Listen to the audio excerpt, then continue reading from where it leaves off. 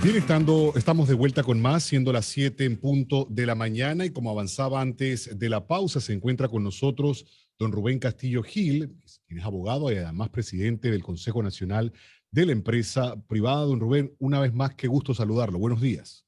Buenos días, Ricardo. Saludos a todos tus radioescuchas. A ver, la preocupación del sector privado ante la situación actual del país, independientemente de que se están avanzando puntos dentro de esta mesa única de diálogo, hoy veíamos también la apertura en el punto de Orconcito y otras áreas. Eso de alguna manera va pues reactivando, no sé si llamarle la actividad normal de abastecimiento y otras actividades, pero por lo menos se está viendo un avance. ¿Cómo ven ustedes los acuerdos a los que se ha llegado en este punto dentro de la mesa? Bueno, nosotros hemos mencionado en forma persistente que el diálogo ha excluido al sector productivo y además el diálogo ha caminado por la vía del discurso ideológico, por la vía de la descalificación al sector productivo, y creo que eso es un grave error. Las consecuencias del diálogo, bueno, se ha hablado de regulación de precios, no es la manera, a nuestro juicio, como se va a resolver el tema del costo de la vida. Me remito a los hechos históricos. En todos los países donde se ha insistido en el control de precios, se ha ocasionado un efecto contrario al que se busca. El sector privado, la empresa privada, el sector empleador, está en toda la disponibilidad de hacer sus planteamientos para resolver la situación como siempre lo ha hecho.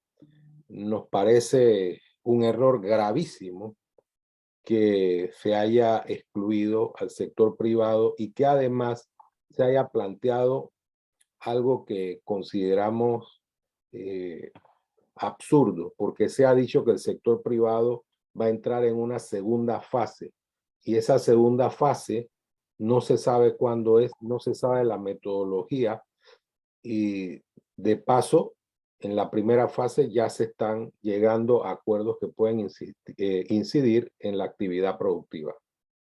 Ahora, hay dos valoraciones importantes y sí, si bien por ejemplo, esta discusión de 8 puntos en la que apenas se han avanzado en dos, pero uno ha quedado todavía por confirmar algunos artículos dentro de la canasta básica, no se sabe ni siquiera cuándo finaliza esta primera etapa de conversación, pero las reacciones se han generado tanto dentro como fuera de la mesa. Don Rubén, hay quienes dicen, bueno, cuando el sector privado toma decisiones o emprende acciones no se hace mediante una consulta, por ejemplo, como la que se está desarrollando en este momento.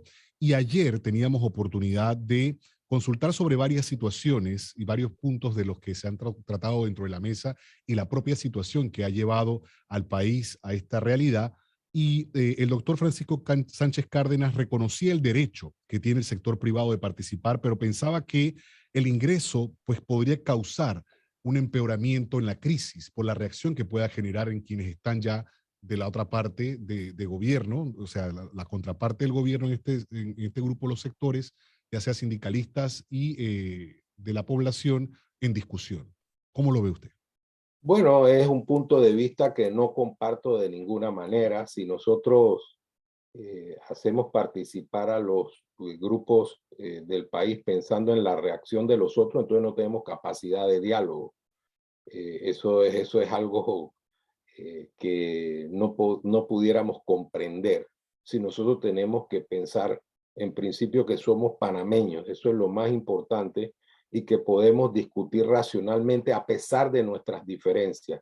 Si comenzamos a hacer exclusiones y decimos no podemos juntar a estos grupos con otros, entonces vamos a generar un país donde la división va a prevalecer. Podemos tener diferencias, podemos tener puntos de vista que no van a ser concordantes en algún momento, pero tiene que prevalecer el buen juicio de el que piensa en el país como algo fundamental. Yo creo que esa ha sido la actitud del sector privado toda la vida. Cada vez que llaman al sector privado, al sector empleador a un diálogo, allí hemos estado con nuestras propuestas. Permanentemente hay un acoso contra el sector privado, descalificaciones, frases indecorosas, y sin embargo hemos permanecido fieles a nuestros principios. Se ha hablado de que hay corrupción dentro del sector privado, se han hecho toda clase de acusaciones. Y fíjense que decimos lo siguiente: la ley siempre debe prevalecer y debe aplicarse sin dobleces. Si hay personas que cometen actos irregulares, simplemente que se aplique la ley sin atenuantes. Esa caricaturización de los actores sociales diciendo unos son buenos y otros son malos, es una forma de maniqueísmo, ¿no? Una forma para evitar que opiniones divergentes también se escuchen. Nosotros no le tenemos miedo ni al debate ni a los planteamientos en una mesa de diálogo. Nosotros somos el sector que genera empleo, que genera oportunidades de desarrollo a la sociedad y que al final queremos hacer las cosas bien en beneficio del país. Importante también el punto de vista, porque lo que se va acordando dentro de esta mesa tiene un impacto definitivamente en el sector productor. ¿Cómo de alguna manera pues recibe el sector empresarial el hecho de que estas decisiones van tendientes obviamente a dar una respuesta a la población, pero que impactan definitivamente en la actividad privada? Bueno, es que el tema es la deriva del diálogo. O sea, si el diálogo es de pensamiento único y se ha buscado una fórmula que no va a resolver nada, simplemente estamos postergando un problema.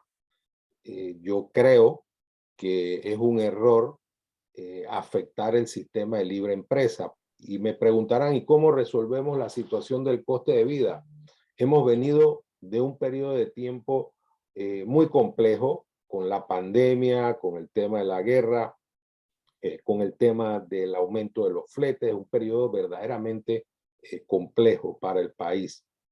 Hay que estimular la libre competencia, hay que combatir en forma decidida los monopolios, tenemos que hacer que el ciudadano tenga capacidad verdadera de escoger dónde compra, tenemos que lograr, obviamente, una sociedad mejor en cuanto a sus instituciones de control, es decir, una serie de medidas que en concordancia pueden ayudar no solo a reducir el coste de vida, sino a tener una convivencia democrática mucho más rica. ¿Qué esperan pues ocurra en lo próximo, don Rubén, luego ya de este acercamiento que ha hecho y entendemos que se han sumado pues más sectores o gremios o elementos dentro del gremio, debo decir, del sector privado, pues en ese interés, porque sería una extraordinaria oportunidad y así muchos analistas lo han pensado, lo han expresado para poder hacer una concertación general, nacional, en donde cada uno de los sectores puedan hacer aportes y de alguna manera se logre reforzar la institucionalidad, se logre transparentar más el desarrollo de las actividades públicas y así también privadas y demás. ¿Qué cosas considera deben ocurrir justo en este momento? Bueno, desde el punto de vista de la mesa de diálogo deben tomar en cuenta al sector productivo, porque de lo contrario tendríamos consecuencias para la actividad económica, consecuencias gravísimas. Desde el punto de vista institucional, por supuesto que hay que incrementar la transparencia, tenemos que reforzar el combate a la corrupción, debe existir una ley de conflicto de intereses, debemos insistir también en una ley de servicio civil, deben fortalecerse todos los organismos de control, debe al final promoverse un Estado austero donde los fondos se manejen de una manera escrupulosa, que no haya duda de que los fondos se manejan de esa forma. Yo creo que construyendo ese tipo de instituciones, nosotros vamos a poder avanzar y progresar como país. En este momento, nosotros tenemos que tener una obsesión por producir empleo. Debemos generar confianza para atraer capitales. Todo lo que ha ocurrido ha tenido efectos en la sociedad, la pérdida de citas médicas, el tema del desabastecimiento de alimentos, el tema de los insumos médicos. Después que pase eso, esta situación de crisis coyuntural, vamos a tener problemas para volver a articular la cadena de producción. Entonces, para nosotros es importante que hagamos un diálogo de verdad, un diálogo nacional en el cual abordemos los temas que nos son comunes y resolvamos de una vez por todas, a través de una hoja de ruta, los problemas verdaderos del país. Si nosotros logramos eso, entonces vamos a encaminar al país en la ruta del progreso. Quiero agradecer a don Rubén Castillo Gil la oportunidad una vez más de hacer este balance desde pues el sector privado en representación, obviamente, y por supuesto los aportes que se hacen, como siempre, de forma oportuna. Don Rubén, muchas gracias por acompañarnos esta mañana. Buen día. Gracias, Ricardo. Saludos. Bien, y nosotros tenemos que avanzar.